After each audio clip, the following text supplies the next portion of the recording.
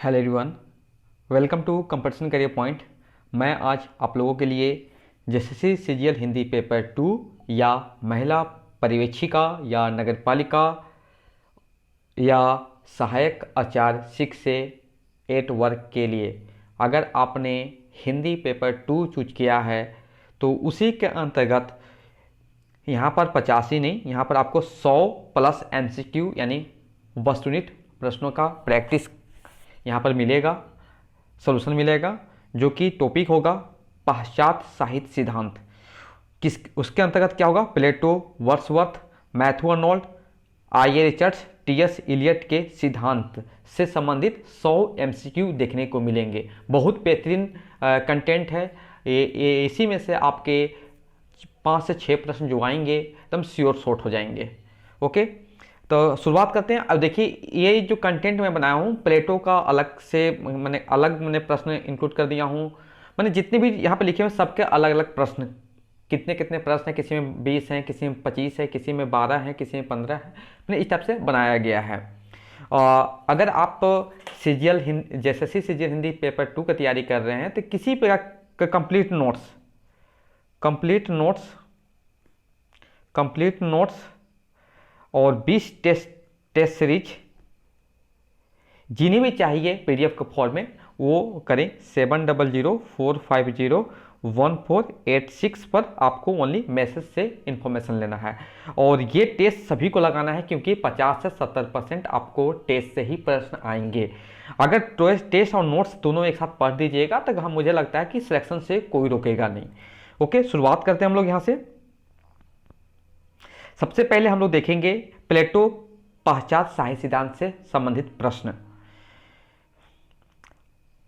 पहले नंबर का प्रश्न जो है, काव्य रचना के पीछे कलात्मक प्रेरणा न होकर दैवी प्रेरणा होती है, किस विद्वान का कथन है?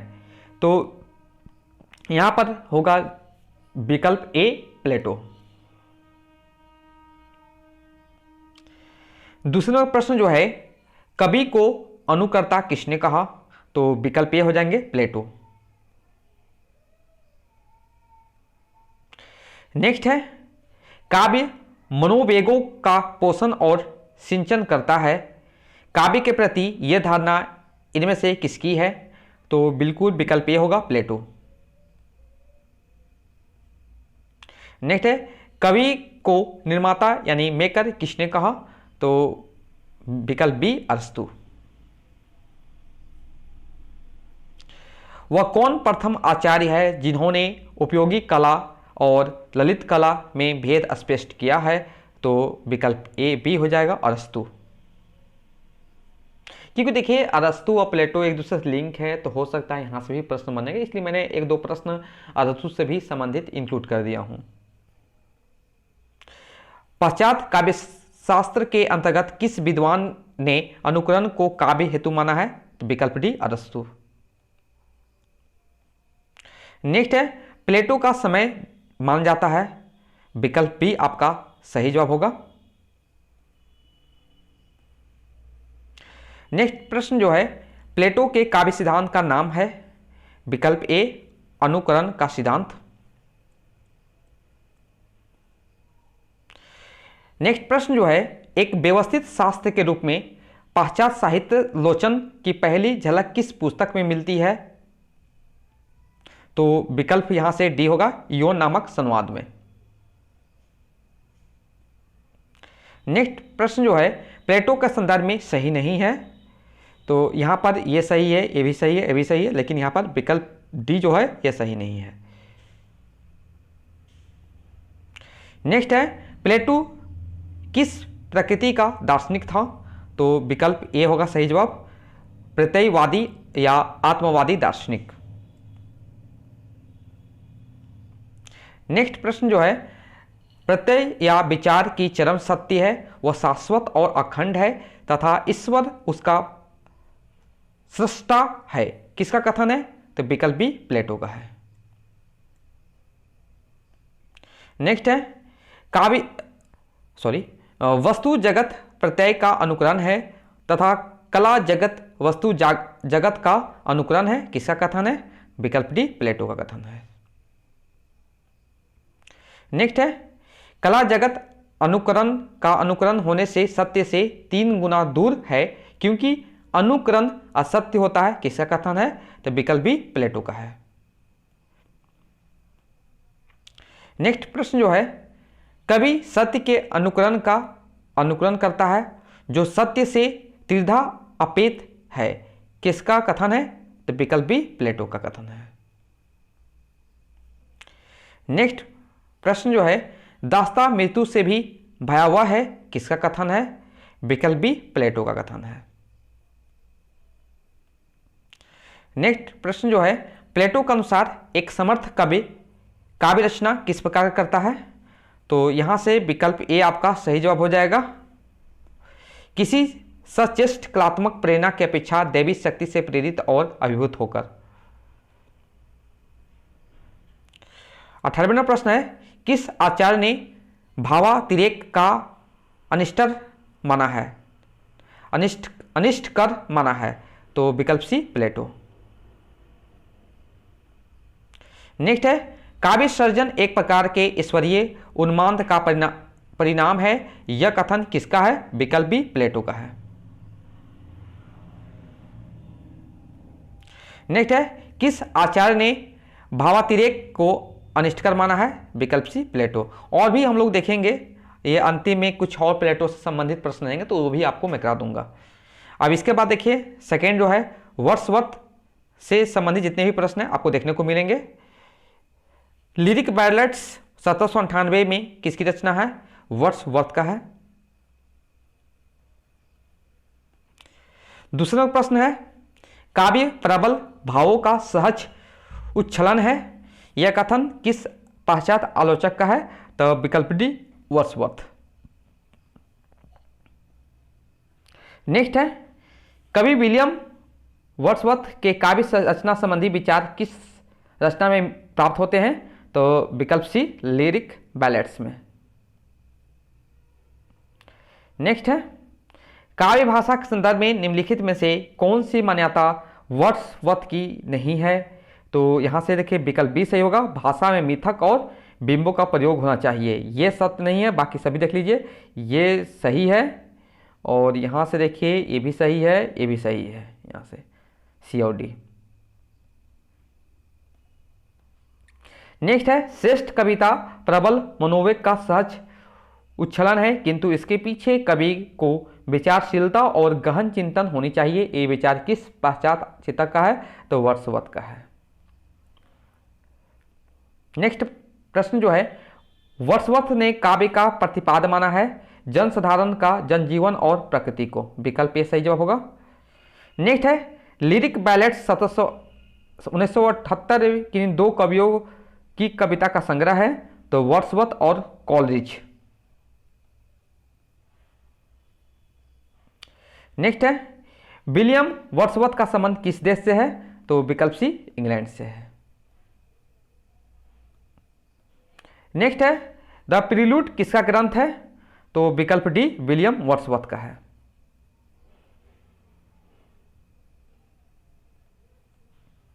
लिरिक बैलेट्स के संदर्भ में सही नहीं है। देखिए यहां पर ये सही है, ये सही है, ये सही है, लेकिन ये यहां पर गलत लिखा हुआ है। तो ये आपका विकल्प ए आपका सही जवाब होगा। 11वां प्रश्न है वर्ड्सवर्थ ने काव्य भाषा के संबंध में किस पर विचार नहीं किया है? तो यहां पर देखिए विकल्प डी आपका सही जवाब हो जाएगा। काव्य और गद्य में अंतर केवल रस के कारण होते हैं, ये गलत है विचार।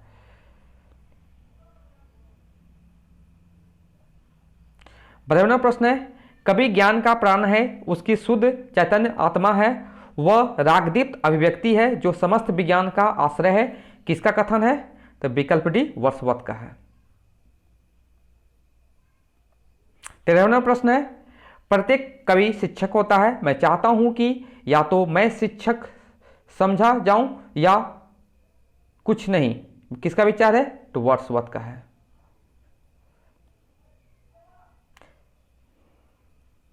नेक्स्ट प्रश्न है गद्य और छंदोबद्ध रचना के बीच ना तो कोई तात्विक अंतर है और ना ही हो सकता है। यह कथन किसका है? तो विकल्प बी वर्ड्सवर्थ का है। नेक्स्ट है,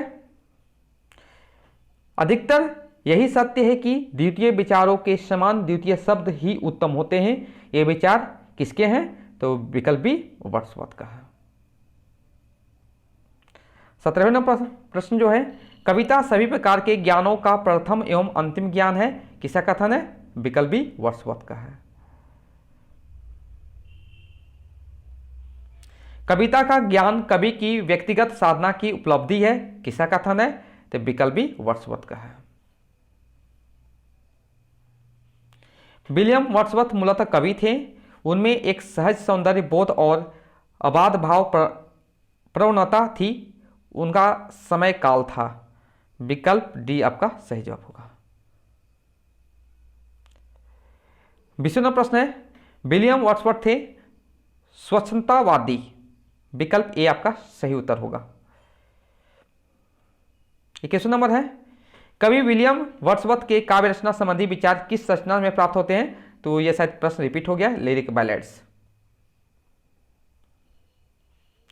वर्ड्सवर्थ ने रस और काव्य में अंतर का क्या कारण माना है? तो विकल्प डी छंद को माना है। 23वां नंबर है, किसकी राजक्रांति के परिणामों से विलियम वर्ड्सवर्थ की आलोचना प्रभावित हुई थी? तो विकल्प सी फ्रांस की। अब देखते हैं हम लोग टी.एस. इलियट से संबंधित जितने भी प्रश्न होंगे आपको देखने को मिलेंगे। यहां से टी.एस. इलियट का प्रश्न होंगे। अर्नोल्ड साहित्य के प्रचारक हैं, आलोचक नहीं। यह कथन अर्नोल्ड के प्रति किस साहित्यकार का था? तो टी.एस. इलियट का था।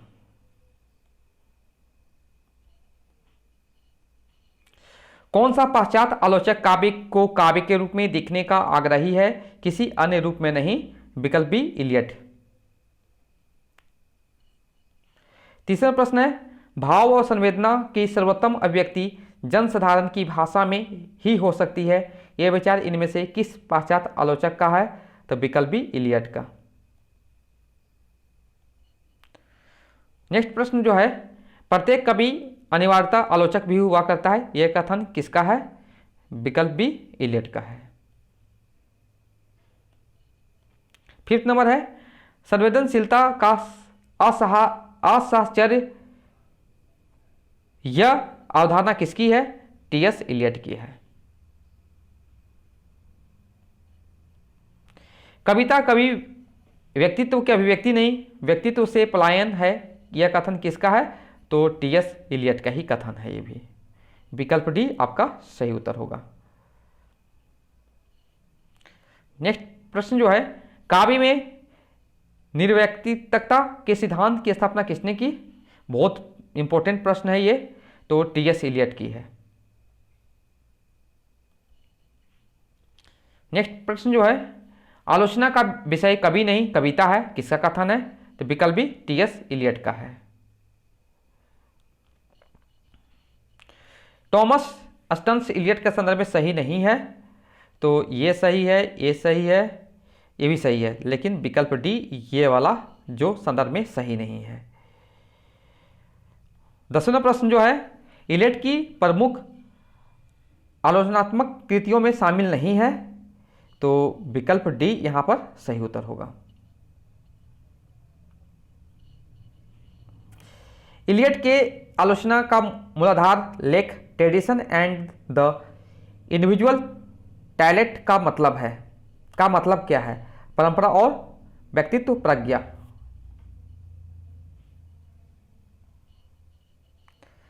Tradition and the individual talent का संकलन इलियट ने अपने किस ग्रंथ में संकलन किया है? The sacred would. निम्नलिखित में से इलियट का कथन नहीं है। तो देखिए यहां पर विकल्प ए बी सी डी दिए हुए हैं। तो ये है, ये भी है, ये भी है, लेकिन ये वाला कथन नहीं है। नेक्स्ट है, निम्नलिखित में से इलियट का कथन नहीं है। तो यहां से देखिए विकल्प सी आपका यहां से सही उत्तर होगा। बाकी सभी जो ए बी और डी ये सब इलियट का कथन है। इलियट ने आलोचना का अन्यतम प्रयोजन किसे माना है? रुचि परिष्कार को।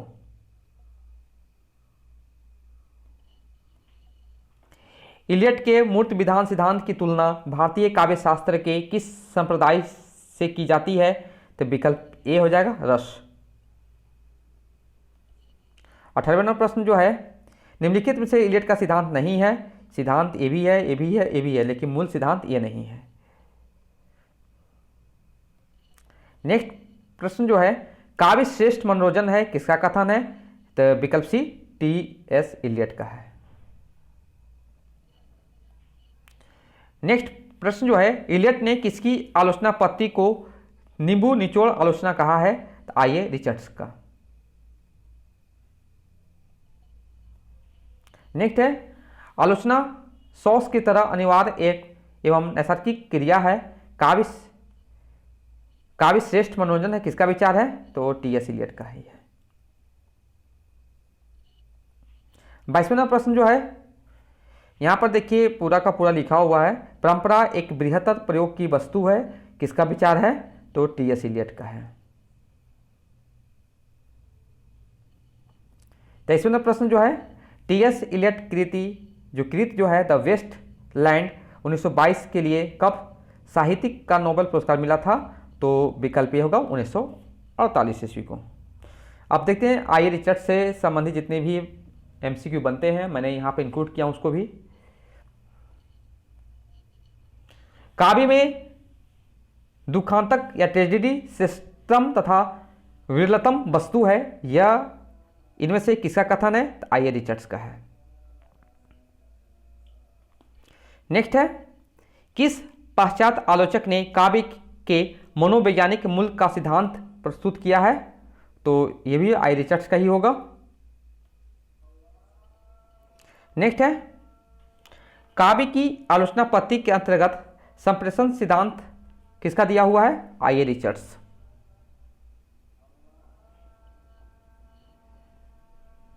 नैतिक विचारों का विद्रोही काव्य जीवन का विद्रोही काव्य है। नैतिक विचारों से उदासीन काव्य जीवन से उदासीन काव्य है। यह कथन किस पाश्चात्य आलोचक का है? तो आइए रिचर्ड्स का है। नेक्स्ट है, निम्नलिखित में से कौन सा कृति आई रिचर्ड्स की नहीं है? तो देखिए ए, बी और जो भी डी दिया हुआ है यहाँ पर देखिए, ए, बी, डी, लेकिन ये वाला कृति नहीं है। प्रिंसिपल ऑफ लिटरेरी क्रिटिज्म के लेखक हैं आई रिचर्ड्स। नेक्स्ट है, निम्नलिखित में से कौन सी पुस्तक आई रिचर्ड्स द्वारा लिखित नहीं है? तो विकल्प बी हो जाएगा, यहां पर से उत्तर बाकी सभी हैं आई रिचर्ड द्वारा लिखित है।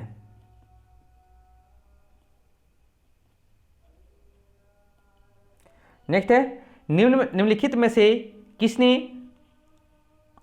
आलोचना को मनोविज्ञान की एक शाखा माना है? आई रिचर्ड्स।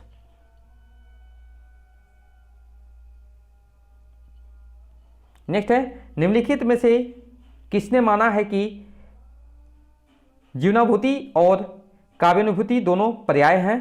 तो आइए रिचर्ड्स। नेक्स्ट है, निम्नलिखित में से रिचर्ड का सिद्धांत नहीं है? तो देखिए ये सिद्धांत है, ये भी सिद्धांत है, ये भी सिद्धांत है, लेकिन विकल्प डी अनुकरण का सिद्धांत नहीं है। इलियट ने किसकी आलोचना पत्ति को नींबू निचोड़ आलोचना कहा है? आई रिचर्ड्स का।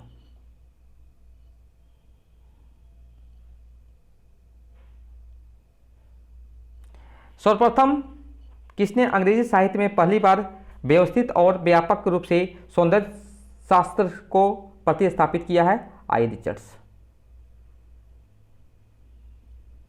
नेक्स्ट है, रिचर्ड्स के संदर्भ में सही नहीं है। तो देखिए ये सही दिया हुआ है, ये भी सही है, ये भी सही है, लेकिन विकल्प बी गलत है। निम्नलिखित में से रिचर्ड्स की पुस्तक नहीं है? तो सिलेक्टेड एसेज नहीं है। आई रिचर्ड्स का सर्वाधिक महत्वपूर्ण ग्रंथ है the principle of literary criticism, ये वाला है, सही है, विकल्प ए। नेक्स्ट प्रश्न जो है, काव्य का मूल ज्ञान को प्रभावित करने की क्षमता पर निर्भर करता है, यह किस सिद्धांत में प्रतिपादित किया गया है? तो विकल्प ए मूल्य सिद्धांत। एक श्रेष्ठ कला वह है जो मानव सुख की अभिवृद्धि में संलग्न हो, पीड़ितों के उद्धार या हमारी पारस्परिक सहानुभूति के विस्तार से जुड़ी हुई हो, जो हमारे नूतन और पुरातन सत्य का आख्यान करे, जिससे इस भूमि पर हमारी स्थिति और अधिक सुदृढ़ हो, तो वह महान कला होगी। किनका विचार है? IS रिसर्च की।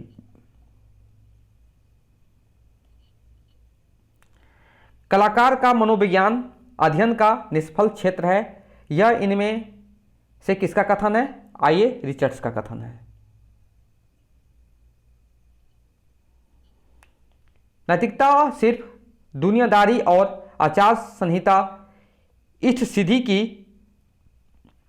सामान्यतम व्यवस्था की अभिव्यक्ति है, यह इनमें से किसका कथन है? आइए रिचर्ड्स का कथन है। अब देखते हैं मैथ्यू अर्नोल्ड से संबंधित महत्वपूर्ण MCQ।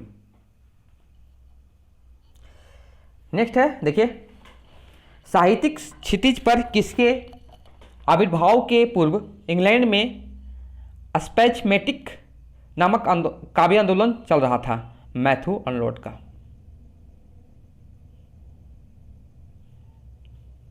किस पाश्चात्य आलोचक ने काव्य को जीवन की आलोचना कहा है? तो विकल्प ए मैथ्यू अर्नोल्ड। किसकी दृष्टि में काव्य केवल आनंद का नहीं बल्कि सांस्कृतिक उन्नयन का भी साधन है? तो ये कथन है मैथ्यू अर्नोल्ड की है। चौथा नंबर प्रश्न है, अर्नोल्ड के अनुसार काव्य का उद्देश्य है मानवतावाद। निम्नलिखित में से कौन सी रचना मैथ्यू अर्नोल्ड की नहीं है? ये वाला है, ये भी है, ये भी है, लेकिन ये वाला विकल्प डी जो है ये नहीं है। काव्य जीवन की आलोचना है, ये किसका कथन है? विकल्प डी अर्नोल्ड का है। लिटरेचर एंड ड्रामा 1873 में प्रकाशन हुआ था, किसकी रचना है? तो ये है मैथ्यू अर्नोल्ड का कथन, मैथ्यू अर्नोल्ड की है। नेक्स्ट है, एसेज इन क्रिटिसिज्म 1865 में प्रकाशन हुआ था, किसकी रचना है? अर्नोल्ड का है। On the study of Celtic literature 1867 में किसकी रचना है? अर्नोल्ड का है। मैथ्यू अर्नोल्ड का जन्म कब हुआ था? 1822 ईस्वी। मैथ्यू अर्नोल्ड का जन्म कहाँ हुआ था? देखिए यहां पर कब पूछा गया है, यहां पर कहाँ पूछा है, दोनों याद रखेंगे तो इंग्लैंड में हुआ था इसका। इन्हें भी थोड़ा ध्यान में रखेंगे। प्लेटो, देखिए इसका माने कि जीवन से मृत्यु तक दिया हुआ है, और क्या सिद्धांत था? अनुकरण प्रत्ययवाद का सिद्धांत, यूनान निवासी। ये वाला जो चार्ट में बनाया हूं ना, इसको पूरा याद कर लीजिए। सेकेंड देखिए यहां से ये भी याद रखेंगे।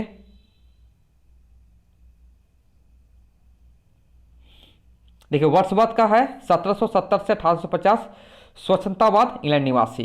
इलियट, अमेरिका निवासी। यहाँ पर सिद्धांत लिखा हुआ है। मैंने ऐसे इस प्रकार का आप कलेक्शन कर लीजिए कि आपका भी यहाँ से प्रश्न बनेगा तो श्योर शॉर्ट हो जाएगा। मुझे लगता है कि यहाँ से 1 से 2 प्रश्न यहाँ से आ जाएंगे आपको। 1 से 2 प्रश्न जो होंगे यहीं से आ जाएंगे। जो मैं ये थोड़ा सा चार्ट टाइप बनाया हूँ, इसे आप लोग ध्यान में रखेंगे, क्योंकि यहाँ से आपके प्रश्न जरूर से जरूर बन जाएंगे। हमको लगता है यह हो सकता है ये सिद्धांत से प्रश्न पूछ दे, अब कहाँ के निवासी यहाँ से प्रश्न पूछ सकते हैं, या जीवन मृत्यु से भी प्रश्न बन सकते हैं। ध्यान रखेंगे सब। अब देखिए प्लेटो का मैंने इससे पहले 120 करवाया था, तो उसी में कुछ और मैंने प्रश्न इंक्लूड किए हुए हैं, तो उसे भी सारे देख लीजिए एक बार। प्लेटो के संबंध में असत्य कथन है, विकल्प ए, बाकी ये सब सही है। प्लेटो ने नहीं माना है, देखिए तो विकल्प सी आपका यहां से सही उत्तर हो जाएगा। कलाओं में आदर्श की, न्याय, सौंदर्य और सत्य की प्रतिष्ठा की बात। प्लेटो के विचार में बेमेल है,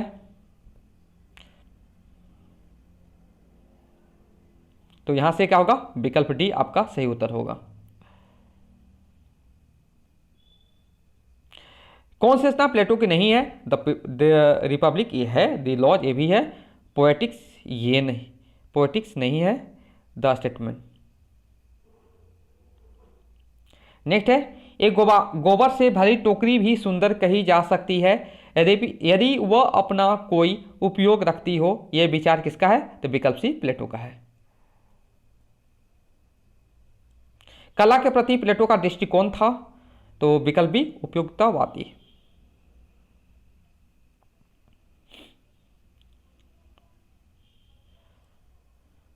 काव्य मिथ्या जगत की अनुकृति है, किसका मत है? तो प्लेटो का मत है। 28वां नंबर है, प्राचीन राजनीतिक दर्शन का पिता किसे माना जाता है? तो हो जाएगा प्लेटो, हो जाएगा विकल्प आपका बी हो जाएगा प्लेटो। और भी देते हैं, टी.एस. इलियट से संबंधित और भी है, उसे भी देख लीजिए। इतिहास बोध का अर्थ अतीत के अस्तित्व ही नहीं अपितु उसके वर्तमान तत्व का भी गम है। यह मान्यता किसकी है? टी.एस. इलियट की है। टी.एस. इलियट का मत नहीं है, तो विकल्प डी यहां से सही उत्तर हो जाएगा। नेक्स्ट है, कविता भाव का स्वच्छता पर परवाह नहीं, भाव से पलायन है, व्यक्तित्व की अभिव्यक्ति नहीं, उसे मुक्ति का नाम है। मान्यता किसकी है? टी.एस. इलियट की है। किस कथन से इलियट सहमत नहीं थे? तो विकल्प ए आपका यहां से सही उत्तर होगा। नेक्स्ट है, कलाकार जितना उत्कृष्ट होगा उसमें अनुभविता या भोक्ता या सृष्टा का अंतर उतना ही स्पष्ट होगा। यह मान्यता किसकी है? तो टी.एस. इलियट की है। ओके, तो ये थे 100+ MCQ, इसे ध्यान में रखेंगे क्योंकि प्रश्न यहाँ से भी बनेंगे और उनके देखिए एक और यहाँ से ऐसे प्रश्न बन जाएंगे क्योंकि जितने भी पाश्चात्य पढ़ने हैं साहित्य आलोचक वाले, जितने भी पढ़ने सभी की जो पुस्तक है, ग्रंथ है, उन्हें ध्यान में रखेंगे, वहाँ से भी आपके प्रश्न जरूर से जरूर बनेंगे। Okay, thank you so much for watching my video.